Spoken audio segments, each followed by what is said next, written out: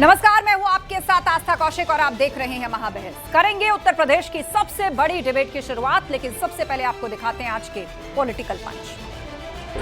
Secularism हमें equality in religion बताता है और डिफाइन कर दे रहा है, और सोशलिज्म हमें इक्वलिटी लाता है समाज की कैसे एकता हो। तो वो आरक्षण की बात होती है, ये आरक्षण के खिलाफ है, ये भाईचारे के खिलाफ है, ये हमारे आपके सबकी एकता के खिलाफ हैं। इसलिए ये एंटी सेकुलर है। सेकुलरिज्म इसलिए नहीं पसंद इनको। If you deeply reflect, we are giving wings to existential challenges. These words have been added as Nasur. These words will create upheaval.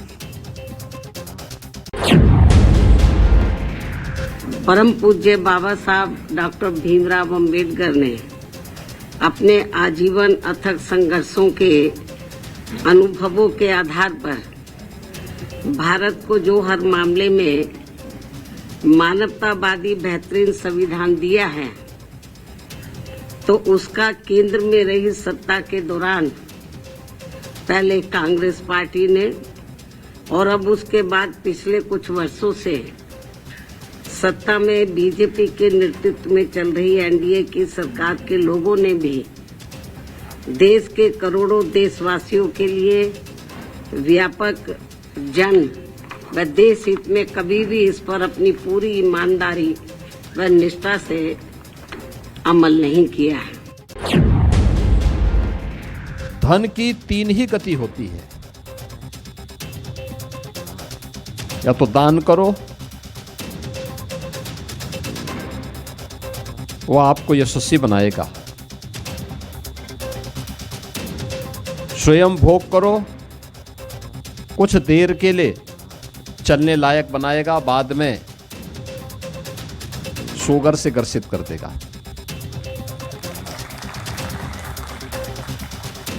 और अन्यथा गलत तरीके से जब धन का अर्जन होता है तो वह नाश का कारण भी बनता है। कि तुम्हारे 70 साल 65 साल और मोदी जी 11 साल, इन 11 साल में मोदी जी ने बाबा भीमराव अंबेडकर साहब का जितना सम्मान किया और संविधान की जितनी रक्षा की, ये तो धज्जियां उड़ाते रहे। डंडिया मीसा लगाया तो संविधान कहां गया था। दो शब्द जोड़े हैं, हम सब लोगों को मालूम है, सेक्युलरिज्म और सोशलिज्म के। वो प्रस्तावना में नहीं थे, पहले प्रियम्बल में नहीं थे। उन दो शब्दों को जोड़ा है। प्रियम्बल शाश्वत रूप से है, क्या सोशलिज्म के विचार आइडियोलॉजी के नाते क्या शाश्वत है भारत के लिए? संविधान पर एक बार फिर से बहस छिड़ी है। दत्तात्रेय होसबोले के बयान के बाद जगदीप धनखड़ ने इमरजेंसी का जिक्र करते हुए धर्मनिरपेक्ष और समाजवादी जैसे शब्दों को नासूर बताया। उधर मायावती ने प्रेस कॉन्फ्रेंस करके न सिर्फ कांग्रेस को आड़े हाथों लिया, बल्कि साफ साफ कह दिया कि अगर अब फिर संविधान से छेड़खानी हुई तो चुप नहीं बैठेंगे। वहीं अखिलेश यादव ने बीजेपी को भाईचारे का विरोधी करार दिया, तो सीएम योगी आदित्यनाथ ने भी फिर से बटोगे कटोगे वाला प्रहार किया। अब इस पूरे माहौल के बीच सवाल यह है कि संविधान का जिक्र, किसको वोट बैंक की फिक्र। इसी पर आज की महाबहस करेंगे। गेस्ट पैनल हमें ज्वाइन कर रहा है और उसका तारुफ आपसे करा देते हैं। हमारे साथ सूर्य मैथिल जी हैं, बीजेपी समर्थक। हमारे साथ अनुराग भदौरिया जी हैं, सपा प्रवक्ता। प्रियंका गुप्ता जी जुड़ गई हैं, कांग्रेस की प्रवक्ता। मनीष राय जी हमारे साथ हैं, संघ विचारक। जेबीपी चौधरी जी हमारे साथ हैं, दलित चिंतक। आप सभी मेहमानों का बहुत बहुत स्वागत है।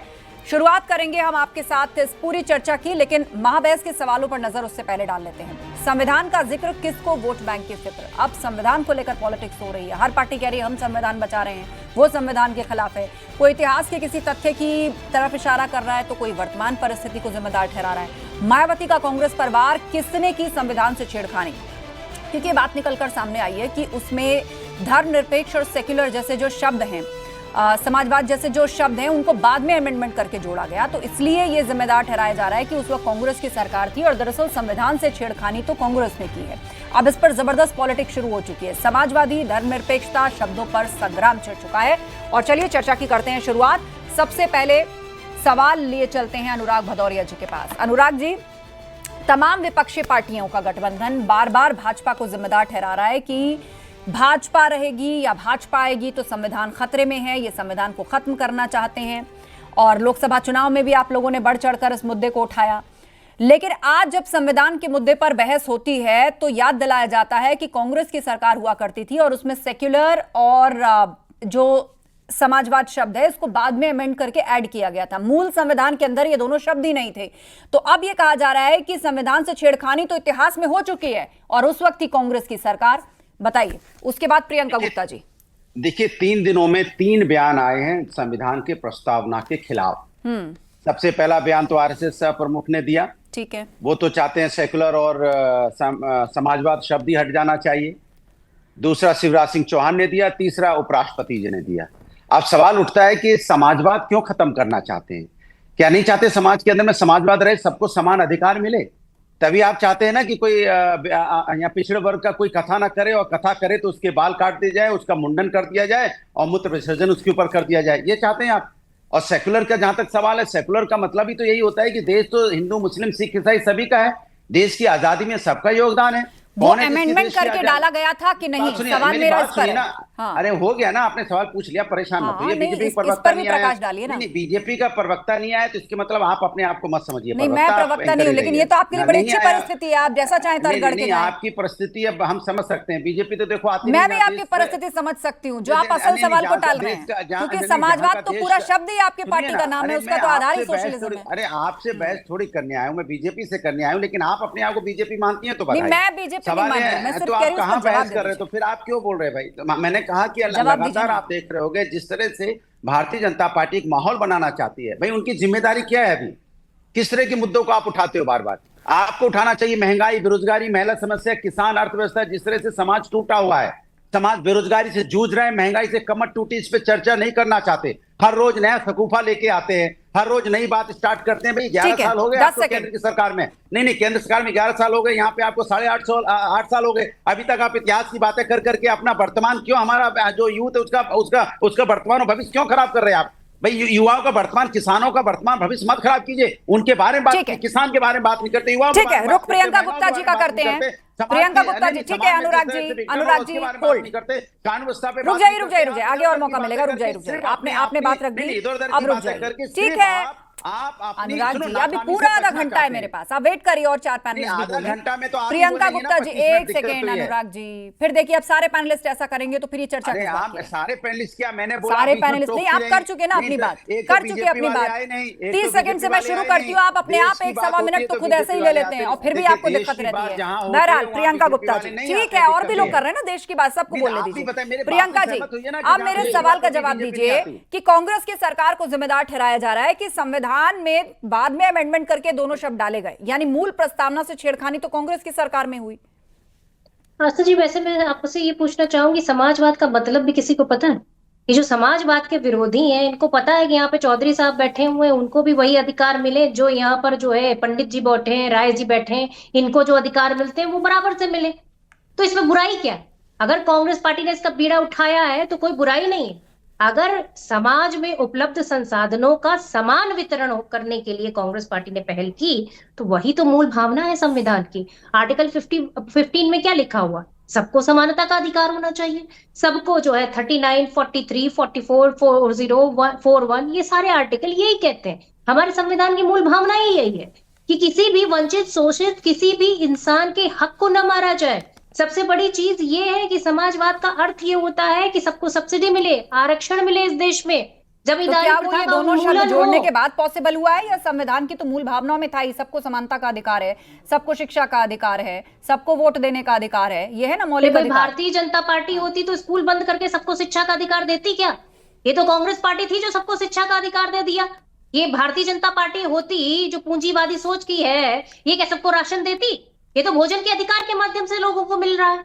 वास्तविकता ये है, ये पूंजीवाद के समर्थक हैं, ये नफरत करते हैं गरीबों से, दलितों से और जितने भी शोषित, वंचित आदिवासी हैं। 10 ये सेकंड। उनकी जंगल, जमीन सब कुछ हड़प कर देना चाहते हैं और एक आदमी के हाथों में दे देना चाहते हैं। पोर्ट उसी को देंगे, एयरपोर्ट उसी को देंगे, ये चलिए उसी ठीक को है। देंगे। आई थिंक ये संविधान उसको पर सब आपने अपनी दे बात देंगे। रखी। अब मैं रुक कर लेती हूँ मनीष राय जी का, संघ विचारक हमारे बीच में। मनीष जी, जब से दत्तात्रेय होसबोले ने ये तर्क गढ़ा है, समाजवाद और धर्मनिरपेक्ष दोनों शब्दों को बाद में ऐड किया गया, आप देख रहे हैं देश में एक अलग बहस चल रही है और कांग्रेस पार्टी इसमें कह रही है कि ये तो बड़ी अच्छी बात है, इसी के तहत ही तो लोगों को इक्वल राइट्स मिले हुए हैं, हमने तो समाज को जोड़ने के लिए ऐसा किया है। देखिए, मैंने अभी अनुराग जी को भी सुना और प्रियंका जी को भी सुना, तो मैं दोनों महानुभावों से ये प्रश्न करना चाहूंगा कि क्या जब 1950 में बाबा साहब ने संविधान बनाया था तो क्या उसमें समानता का अधिकार नहीं दिया था? क्या उसमें आरक्षण नहीं दिया था? अरे जब अधिकार था तो फिर आपको दर्द काहे हो रहा है? बाद ही मैडम मैं अरे भैया, तो आपको दिक्कत क्या है समानता के अधिकार से? आप ही लोगों को तो दिक्कत है, बाकी तो किसी को है ही नहीं। जो मैंने आपसे पूछा था कि इन दोनों शब्दों के जोड़ने से पहले क्या संविधान की मूल प्रस्तावना में इसका प्रोविजन नहीं था? नहीं तो मूल जो इनकी व्यवस्था थी उसमें प्रस्तावना में मौलिक अधिकारों में यही तो है ना, सबको समान अधिकार दिए गए हैं अलग अलग तरह के। अरे भाई, तो उसको लाभ भी बेसिक राइट्स सबको पहले भी दिए गए हैं, क्या वो बेसिक राइट्स इन दोनों शब्दों पर टिके हैं? मेरा ये सवाल। बिल्कुल ठीक है, इन दोनों मनीष राय जी बात पूरी करेंगे, मैं लौटूंगी। चलिए काउंटर कीजिएगा आगे। धर्मनिरपेक्षता और समाजवाद, तो मेरा यही कहना है, क्या धर्मनिरपेक्षता और समाजवाद भारत में 1976 से पहले काबिज नहीं था? दिक्कत क्या है? वो 1976 में समाजवाद और धर्मनिरपेक्षता शब्द की आवश्यकता पड़ी। इसका मतलब है कि वोट बैंक और तुष्टीकरण की राजनीति कांग्रेस समाजवादी पार्टी का ध्येय है, इसीलिए आज उनके पेट में दर्द हो रहा है। जब धर्म के आधार पर देश का विभाजन हो चुका है तो संविधान एक एक करके बोलिए अपनी अपनी बात। अनुराग जी, मनीष राय जी ने आपकी बात सुनी है, प्रियंका जी आपकी भी बात सुनी है, उनको उनकी बात पूरी करने दीजिए। जेबी चौधरी जी भी बात रखेंगे और उसके बाद आप लोगों को मैं मौका दूंगी काउंटर करने। दो लोगों की बात उन्होंने सुनी है, लगभग 4 मिनट उन्होंने सुनी है आपकी चर्चाएं और दलील। मैंने आपकी बात चुपचाप सुनी। डिस्टर्ब मत करिए ना, बदलने वाले नहीं बदलने वाले, आपका आरोप है। और दत्तात्रेय होसबोले ने ऐसा क्यों कहा, मैंने उस पर सवाल किया, उस पर भी तो सुन लीजिए ना उनको। अनुराग जी, ये सब आप चुनावी मंच पर करिएगा, यहाँ बोलने दीजिए, चुनाव में पूछ लीजिएगा ना ये सब। अभी फिलहाल समाजवाद का मतलब नहीं होगा, सेकुलर का मतलब मालूम सरकार में नरेंद्र मोदी की सरकार है, ठीक है, भाजपा की सरकार है, मुझे फिर जितने भी संविधान संशोधन हुए, चाहे पिछड़ा वर्ग आयोग बना हो, मालूम है? मुझे टेक्निकली मैनेज करने पर मंजूर दे रहे हैं। समाजवाद का मतलब होता है कि मैंने कोई समझाइएगा ना, ये सब जनता को समझाइए, सब जनता को समझाइए, ये डिबेट क्यों डिस्टर्ब कर रहे हैं? हो सकता है ये आपका मतलब शांत रहिए, शांत रहिए, एक सेकंड। समाजवाद का अनुराग जी होमवर्क ऐसे डिबेट नहीं चलेगी, ऐसे डिबेट नहीं चलेगी, मुझे टेक्निकली मैनेज कर जाना पड़ेगा फिर।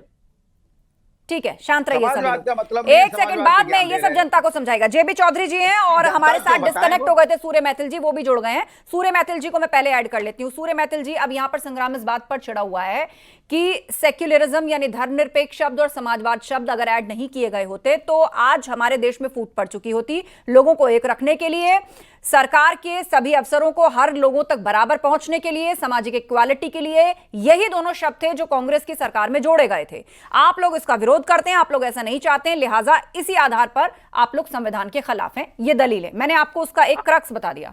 आप लोग कौन? आप लोग कौन? एक सेकेंड, धन्यवाद। सूर्य मैथिल जी से सवाल है। ये बीजेपी समर्थक है ना, तो मैं तो इनसे यही पूछूंगी। ठीक ठीक, समर्थक है, मतलब बी टीम है। ठीक है, ठीक है, शांत रहिए, बी टीम है। शांत रहिए। राजनीतिक विश्लेषक यहाँ पे बोलिए, बोलने दीजिए। नहीं, बी टीम है। अच्छा बोलिए बी टीम भैया, बी टीम बोलिए, ए टीम भाग गई है, बी टीम आई है, बताइए। धन्यवाद अनुराग जी, धन्यवाद। बीजेपी का संघ विचारक है ना, भाजपा के किसी नेता ने बयान नहीं दिया ना, ये संघ प्रमुख का बयान था, संघ विचारक बोल रहे हैं उस पर, बोलने दीजिए। बीजेपी ना उगल पा रही है, निगल पा रही है। बोला है भाई, शिवराज सिंह चौहान ने बोला। एक सेकेंड, उनको बात रखने दीजिए। सूर्य मैथिल जी बोलिए, फिर मुझे टेक्निकल मैनेज करना पड़ेगा। क्या कर रहे हैं आप लोग? शांत रहिए सभी, अपनी बारी पर बोलिएगा, अपनी बारी पर बोलिएगा। पीसीआर मैं जिसका नाम लूंगी और जब तक मैं कहूंगी उसकी आवाज ऑन एयर जाएगी। सूर्य मैथिल जी 40 सेकंड। बहुत बहुत धन्यवाद आपका।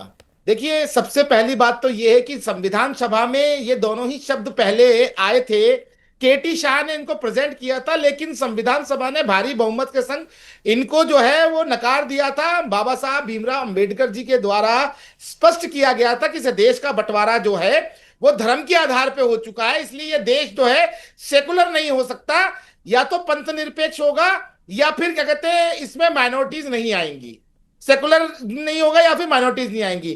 तो जब नेहरू जी ने कहा कि नहीं माइनॉरिटीज को तो हमने इसमें इंगित करना है, संविधान में माइनॉरिटीज का उल्लेख करना है, तो उन्होंने कहा फिर सेकुलरिज्म की आवश्यकता नहीं है।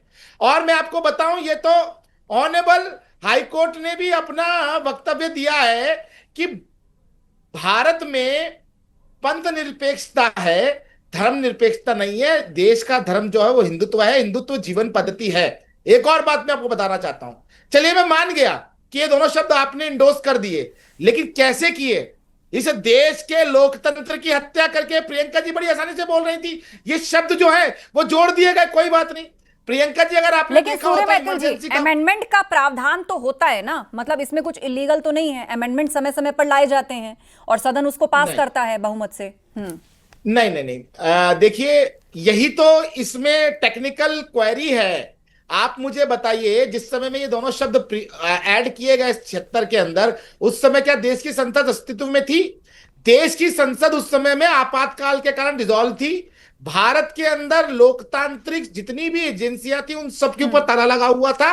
मीसा के अंदर सभी को जेल में बंद किया गया था, पूरा विपक्ष जेल में था, लोगों की हत्याएं तक हुई हैं। और जो आज यहाँ बैठकर चिल्ला रहे हैं ना, ये हमारे अनुराग भदौरिया जी, इनके पार्टी के सर्वोच्च नेता माननीय मुलायम सिंह जी भी उस समय जेल में बंद थे मीसा के अंदर।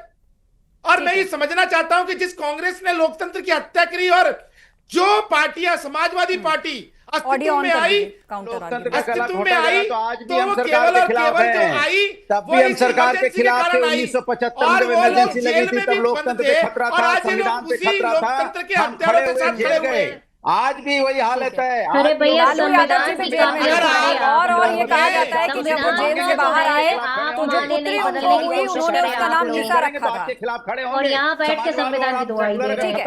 हमारे बीच में मजबूर किया जेबी चौधरी जी हमारे बीच में दलित चिंतक, उन्होंने अभी तक बात नहीं रखी है। मैं आप सभी लोगों से रिक्वेस्ट करूंगी, प्लीज होल्ड। अनुराग जी हमारे बीच में जेबी चौधरी जी हैं, दलित चिंतक हैं, उनकी भी टिप्पणी ले लेते हैं, वो अभी तक बात नहीं रख पाए हैं। जेबीपी चौधरी जी, आप बताइए, यहाँ पर समाजवाद और धर्मनिरपेक्ष ये दोनों शब्दों को लेकर संग्राम छिड़ा हुआ है, दो धुरियां हैं और दोनों कह रही हैं कि हम रक्षक, हम आप भक्षक, आप भक्षक हम रक्षक। इस खूब पॉलिटिक्स हो रही है संविधान को लेकर। मैडम सबसे पहले तो आप मेरा नाम सुधार लीजिए, मैं देवेश चौधरी हूँ, देवेश कुमार चौधरी, उसको करेक्ट कर लीजिएगा। और दूसरी बात यह है कि सूर्य कुमार मैथिल जी ने जो अभी बात कही कि डॉक्टर बाबा साहब अम्बेडकर को उन्होंने जो मिसकोट किया, मैं उनको करेक्ट करना चाहूंगा कि बाबा साहब अम्बेडकर ने जब केटी शाह ने सेकुलरिज्म जोड़ने की बात की थी तो ऐसा नहीं कहा था कि देश धर्म के आधार पर बढ़ गया इसलिए सेकुलरिज्म नहीं जोड़ा जाएगा। बाबा साहब अम्बेडकर ने यह कहा था कि सेकुलरिज्म तो जो है हमारी आत्मा है और हमारे प्रियम्बल में है, और be the people of India, ये हमारा संविधान जो है लोगों ने बनाया है, फंडामेंटल राइट में है। और ये देखिए स्टेट हैज नो रिलीजन, ये भी हमारे संविधान में है। लेकिन होता क्या है कि आरएसएस की हमको मानसिकता को समझना होगा। आरएसएस में पहले एमजी यादव संविधान बदलने की बात करते हैं, 2015 में जब बिहार चुनाव होते हैं तो आपके ये देखिए जो संघ के सरसंघ चालक होते हैं वो कहते हैं कि आरक्षण को खत्म कर देना चाहिए। इसके अलावा आप ये देखिए कि अभी दत्तात्रेय होसबोले कहते हैं कि सेकुलरिज्म और समाजवाद शब्दों को खत्म कर देना चाहिए। इसके पहले राम माधव 2016 में लोक मंथन कार्यक्रम होता है मध्य प्रदेश विधानसभा में, जो कि प्रज्ञा प्रवाह इनका अनुसांगिक संगठन होता है, और संस्कृति विभाग के माध्यम से। उसमें कहा जाता है यानी राम माधव के द्वारा यह कहा जाता है कि सिस्टम प्रज्ञा होगा, यानी आरएसएस का इसलिए उनको दिक्कत हो रही है सेकुलरिज्म शब्द से और समाजवाद शब्द से, क्योंकि हिंदू राष्ट्र बनने में बाधक है। वो चाहते हैं कि जो है हिंदू राष्ट्र बनने में बाधक है। इसलिए देखिए सूर्य कुमार जी, मैंने आपके बीच में नहीं बोला था, मैथिल जी मैंने आपके बीच में नहीं, कांग्रेस ने मैं आपको सूर्य मैथिल जी 10 सेकंड पूरा कीजिए, देवेश चौधरी जी 10 सेकंड पूरा कीजिए, उसके बाद सूर्य मैथिल जी 10 सेकंड रोकिए। 11 दिसंबर 1949 को दिल्ली के रामलीला मैदान में बाबा साहब अम्बेडकर का पुतला दहन करने वाले यही आरएसएस के लोग थे, और इनके जो पितृ पुरुष हैं एमजी गोलवलकर, उन्होंने ये कहा था कि हम इस देश को कभी संविधान में स्वीकार नहीं हो सकता। पहले मनीष राय जी, उसके बाद सूर्य मैथिल जी। ठीक है देवेश जी आपने गंभीर आरोप लगाया है, ये इस पर बोलना चाहते हैं संघ विचारक मनीष राय जी। हाँ, मैं सिर्फ एक सिंगल क्वेश्चन पूछना चाहता हूं देवेश जी से कि क्या ये इन्होंने जो बाबा साहब के संविधान का जिक्र किया उस समय तो ये शब्द नहीं था, तो क्या आज उनका आरक्षण समाप्त हो गया है? ये कह सकते हैं अधिकार पूर्वक कि उनका आरक्षण समाप्त हो गया है? चलता तो आप कर देते, आपका बस नहीं चल रहा है, आपकी 400 सीटें आ जाती है तो आप आरक्षण भी खत्म कर देते और समय देखिए आरक्षण देवेश जी, अगर हमको आरक्षण छीनना होता तो हम 10 साल के एक्सटेंशन को नहीं करते और पिछड़ा वर्ग आयोग की कमीशन की गठन भी हम नहीं करते। तुष्टीकरण की राजनीति करती आई है, लेकिन अगर संघ परिवार में कोई बात की है कि हमको विभाजन नहीं चाहिए, हमको तुष्टीकरण नहीं चाहिए, देश को एकता के सूत्र में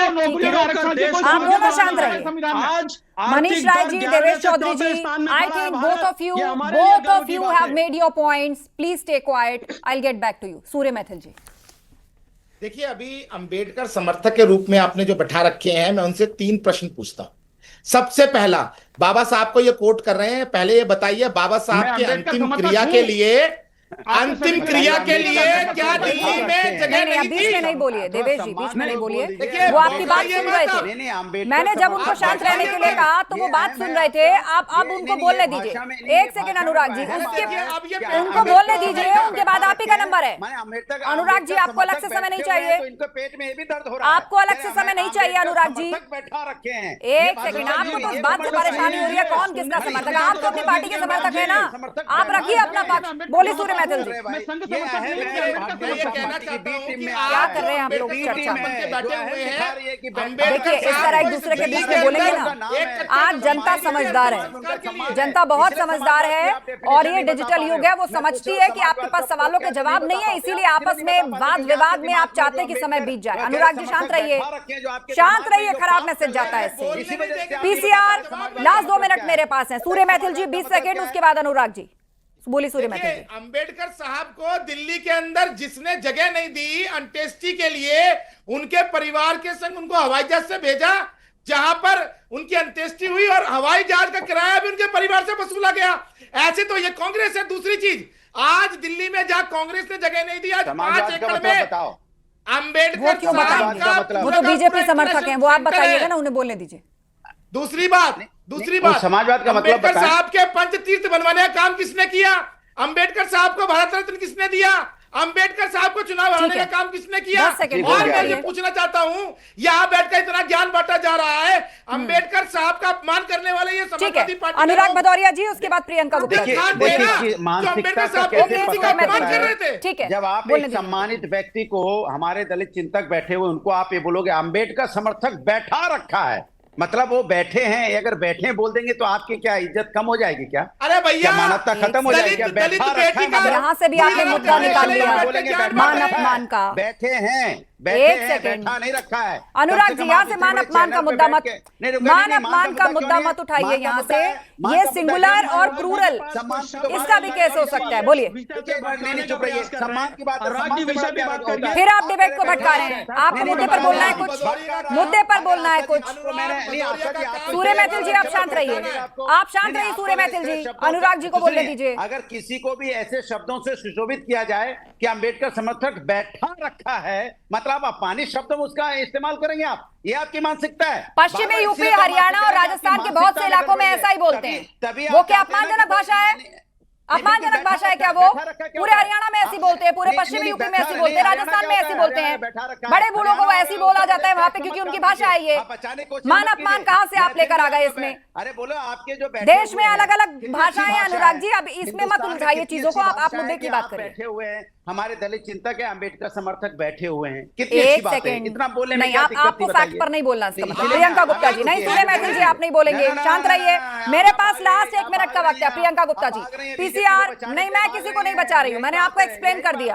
फिर आपको लग रहा है, फिर तो आपको पश्चिमी यूपी की भाषा से दिक्कत होगी, फिर तो आपको हरियाणवी लोग पसंद नहीं आएंगे, वहां तो ऐसा ही बात की जाती है। प्रियंका जी बोलिए।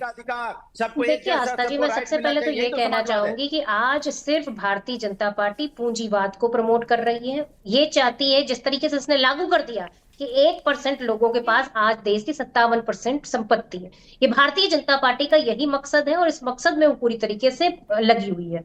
और आप देखिए कि अभी कह रहे हैं कि अंबेडकर का सम्मान नहीं किया। अरे भैया, अंबेडकर जी का सम्मान किसने नहीं किया? इस देश के एक एक नागरिक ने किया। और कांग्रेस पार्टी ने तो उनको संविधान सभा में सम्मिलित किया, उनसे आग्रह किया कि आप संविधान बनाइए। और कांग्रेस पार्टी उनके सारे जितने भी उनकी संविधान की जो मूल आत्मा थी उसको पूरी तरीके से लागू किया।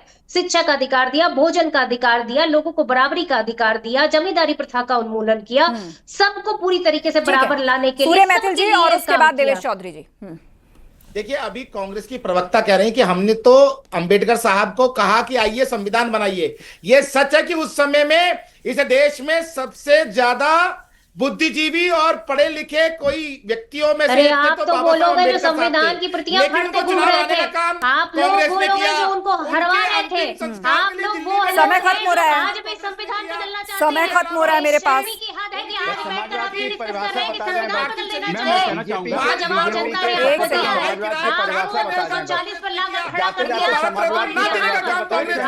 शांत रहिए आप सभी।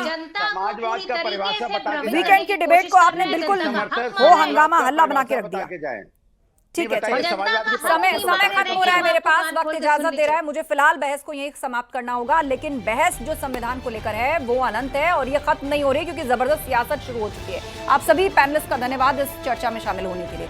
दत्तात्रेय होस बोले ने जब से बयान दिया है, उसके बाद जगदीप धनखड़ ने इमरजेंसी का जिक्र किया, धर्मनिरपेक्ष समाजवादी शब्द जैसों को उन्होंने नासूर बताया, तो मायावती ने प्रेस कॉन्फ्रेंस करके कांग्रेस को आड़े हाथों लिया और ये कहा कि अगर अब फिर से संविधान से छेड़छाड़ हुई तो वो चुप नहीं बैठेगी। तो वहीं अखिलेश यादव ने बीजेपी को भाईचारे का विरोधी करार दिया है। कुल मिलाकर राजनीति जबरदस्त हो रही है। महाबहस में इतना ही। खबरें जा रही हैं, बने रहिए हमारे साथ।